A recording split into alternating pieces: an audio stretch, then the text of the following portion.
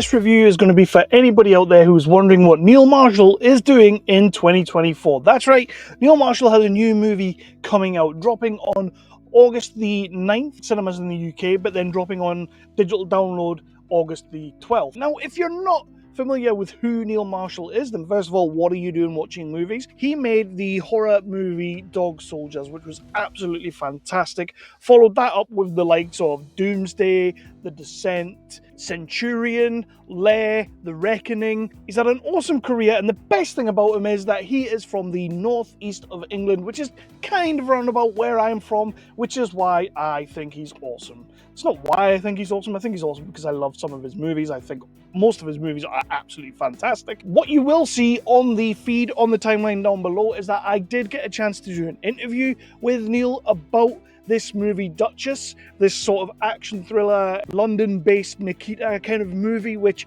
I was really looking forward to checking out. Charlotte Kirk in the lead, and I couldn't wait to see what was going on here. I hadn't seen any trailers, but first of all, my name is Kevin Halden. This is Nerdly Out Loud, the official channel of nerdly.co.uk, your favourite British home for every news, reviews, and exclusive interviews. I like to cover everything from the big budget to the low budget to the no budget, with a special keen interest on the lower end of the scale. But for right now, let's jump into Neil Marshall's Duchess.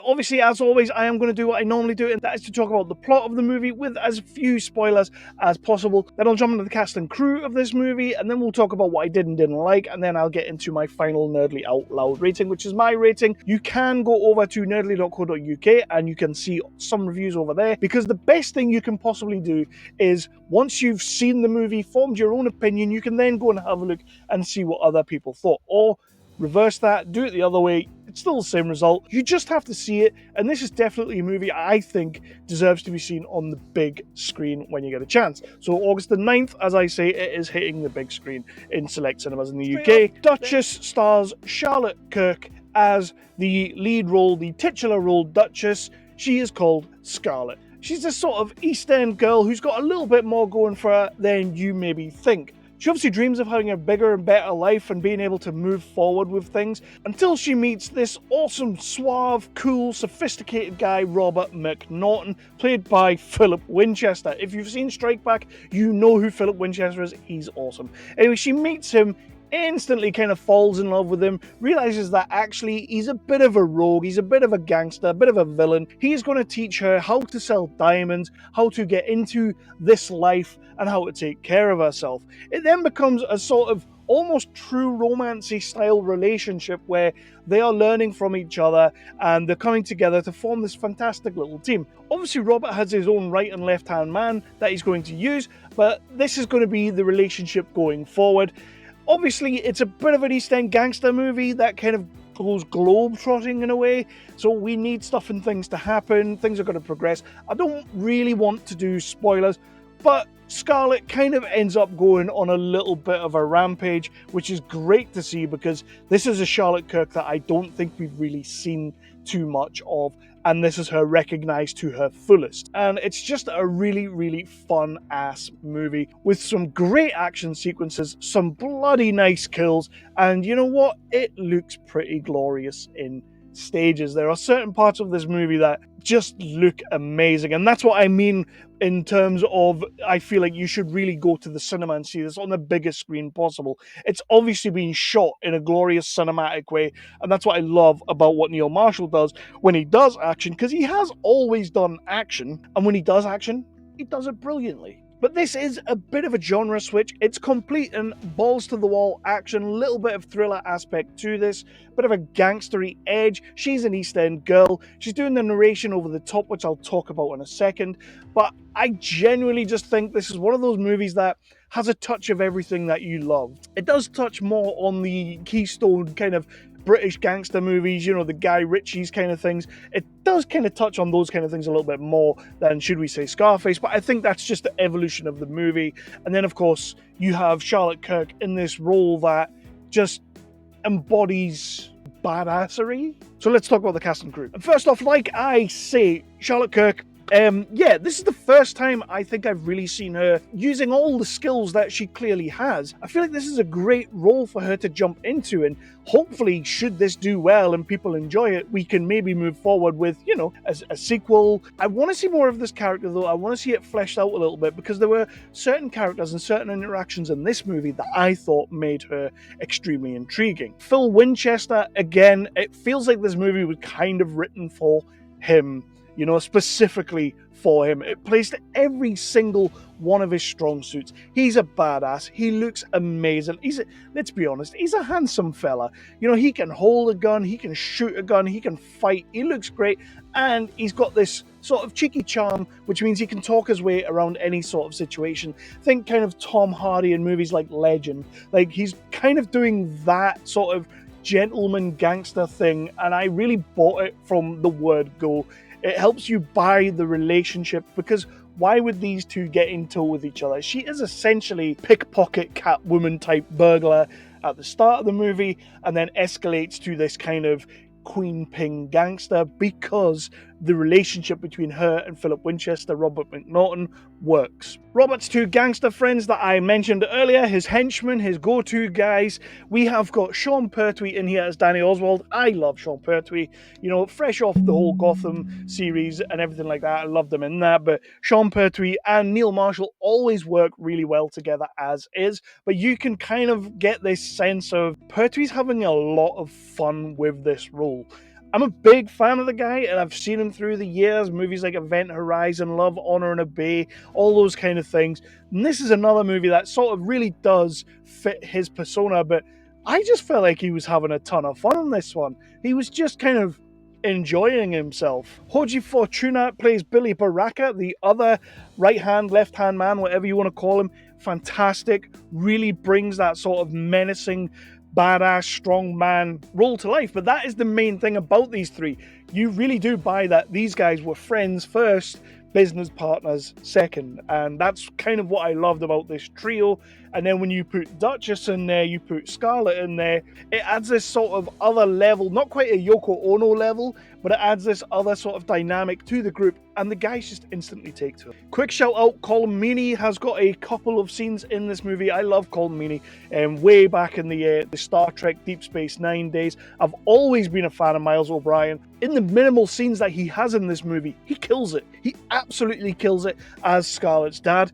I wanted to know more about his storyline, why he is where he is, and how we got there, how he's going to fix a relationship if there is a relationship to be fixed, and how Scarlett is going to let that progress. I am a massive fan of a well-placed swear word when that well-placed swear word is well done. And oh my lordy, good lordy gaudy, we have got we have got Stephanie Beacham, an absolute icon of British cinema, British TV. She is an amazing actress, and she's in this movie vamping it up, hamming it up as the Queen Ping badass, dropping C-bombs all over the place, and just making me utterly love everything about this actress. She's so good and absolutely smashes this role. But if we jump to the side and talk a little bit about the crew, Simon Rawlings, DOP. This is a guy that I am aware of. I've seen him. He's been DOP cinematographer on a couple of Scott Adkins movies. I believe this is the first time that he's worked with Neil Marshall, and he shoots action brilliantly. One of the things that I love about this movie is that when the punches punch and the hits hit, they really punch and hit. Like, they look so, they are so, it's the way it's shot, it's the way the camera doesn't necessarily always cut away just before impact or cut right in so we get that impact. Simon Rawlings is one of these DOPs that I feel likes to let the scene percolate. He likes to move around the action a little bit, and that's kind of what I got with this movie. But for the most part, I just think Simon Rawlings is a great DOP. Again, he's worked with Scott Adkins a few times, Jesse Johnson a few times. Big fan of both those guys. So it's always good to see him jumping onto another movie with somebody else that I like. So here he is with Neil Marshall. I'd love to see these guys work together again, because I think he shoots action somewhat effortless. What I didn't like, so for me, Neil Marshall always tends to work with the same people. Here we have got quite a few different people, which is really cool. It's something that I really wasn't sure whether I should expect that or not, because we know that he likes bringing back people, and there's absolutely nothing wrong with that. He does have Sean Pertwee in there. There's no sign of Craig Conway this time, at least I didn't see him, but he's got Sean Pertwee in there. And it was just great to see him working with people like Stephanie Beacham. Great to see him working again with Charlotte Kirk. Obviously his real life partner, and now officially partners in this production company, the Scarlet Productions that they've made. So hopefully we get to see more of these two, bringing more of these. This was essentially what I'm told the first movie that they thought of, the first movie that they wanted to bring to us. The Charlotte Kirk's narration, I'll just quickly mention that. I'm not always a lover of that kind of thing, but in this type of movie, you know, when it's like an East End cheeky chappy kind of doing the narration, it just always kind of works. And I think she does a great job with it in introducing the characters who we're going to spend the time with, making me actually believe that what I'm seeing on the screen would actually happen, making me believe the relationship she's having, making me believe that when she's in trouble, she is in trouble. But when she comes around and flips the tables, you completely believe that as well, because she's kind of already told you who she is and what she's going to do. And let's be honest, she looks like a freaking badass. An absolute badass. Walking around with shotguns, handguns, all types of guns, rocket launchers. I don't think she's got a rocket launcher, but she would totally suit having a rocket launcher. She looks like a total badass. Now, I don't really need to sit here and nitpick to give you something that I didn't like. That's not really what I want to do here, because when this movie hits the cinemas, or when it hits digital, the 12th of August, I do want people to check it out and give it a watch. What I will say is, I do think that it's maybe a touch too long.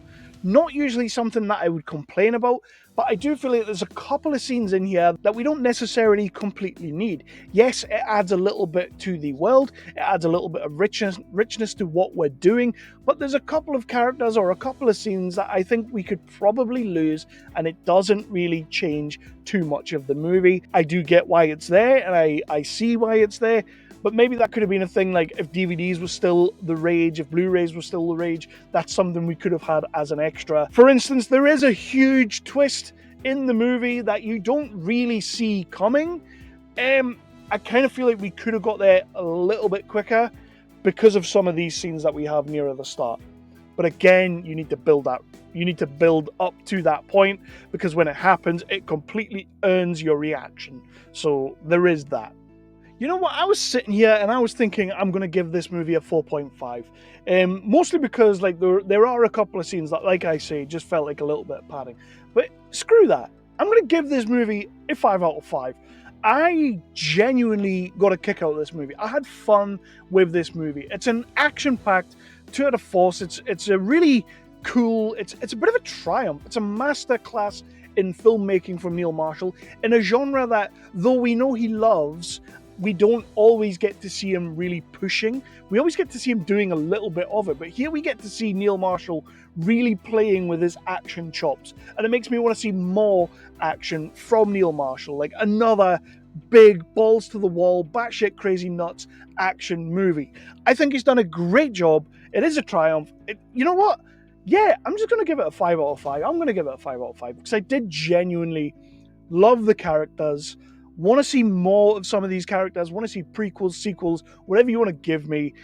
And yeah, okay, you could say that I'm a little bit biased because I do like Neil Marshall movies, but you could also say that because of that love, because of that, I would go into this movie wanting Dog Soldiers. I'd go into this movie wanting Doomsday, Centurion. This movie is not any of those movies. Those are the movies that I have always loved from this guy. This film couldn't be any more, left field different. So screw you if you think I'm biased. 5 out of 5 for me. I think this movie is absolutely excellent. I think Charlotte Kirk has never been used as well in a movie here. She's never had a character quite like this, as layered as this, as depthful as this, as colourful as this. I think she's brilliant in this film, and she really carries it right the way through to the end, and it helps that she has such a fantastic cast around her as well. So that's my final rating, 5 out of 5 for Duchess. Kill me if you want to. I hope you don't. But most of all, do yourself a favour. The 9th of August, this movie, Duchess, will be hitting cinemas in the UK, select cinemas in the UK. But the 12th of August, it will also be hitting digital download. Get it, check it out. Whatever you think of it, come back, let me know, hit me in the comments. I'd love to talk to people more about this. Check out my interview with Neil on the channel, where you can just see me gush about Doomsday for about, 5 minutes, because that's what I wanted to do. But there is more about this movie in there as well, and it was a great little chat. It was great to actually speak to Neil Marshall after all these years of, watching his movies. Please do check the movie out. Come back next time for another review, interview, whatever we do on this channel. Again, hit that like, hit that subscribe, ding that notification bell. But if you don't want to do any of those things, just do one thing, and that is tell somebody who we are, what we do, where we are, and how they can find us. That would mean the absolute world to me, as well as a like and a subscribe and a notification bell. I'm out.